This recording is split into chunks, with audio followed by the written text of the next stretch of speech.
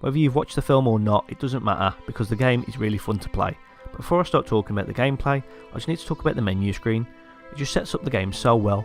This dark, gritty, late 1970s feel set in parts of New York you don't get to see, and that feeling is the same throughout the whole game. The Warriors is kind of like a traditional beat 'em up with a few different objectives thrown at you throughout each mission. It's kind of like, and I can't believe I'm going to say this, State of Emergency, but just with a bit more depth.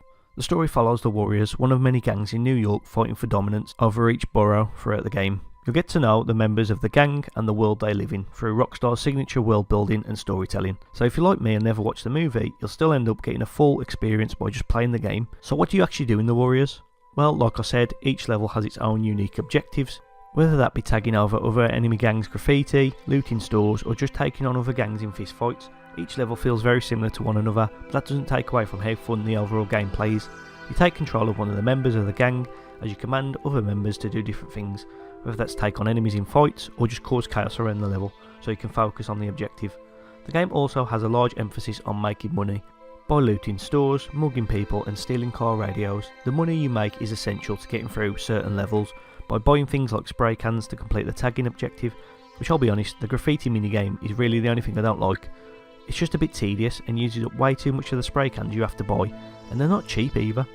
When it comes to the actual fighting, it's not bad, but it's not great either. It's quite basic, there's a few combos you can do, and also weapons to use. It kind of reminds me of Bully's combat mechanics. To be honest, you'll be finding yourself taking on a lot of the enemies by yourself, as the friendly NPCs don't really know how to fight. They just let enemies straight on through when you're trying to do different objectives. But I mean, the fighting is the main part of the game, so I can't be too mad at that. The Warriors offers quite a lot in terms of content. Its main story, obviously, you have the main missions, but there's also flashback missions telling the origin story of some of the members, side objectives to help other people, which unlocks new abilities, and just hanging around the clubhouse, and working out to improve stats and talking to other members to get a bit more backstory. Overall, I don't think the Warriors is remembered for its groundbreaking gameplay, because it wasn't that groundbreaking, but I think the reason so many people remember it so fondly is because of just how well Rockstar Toronto adapted the world from the movie to the game. It's dark, it's gritty, and it feels like a late 70s movie.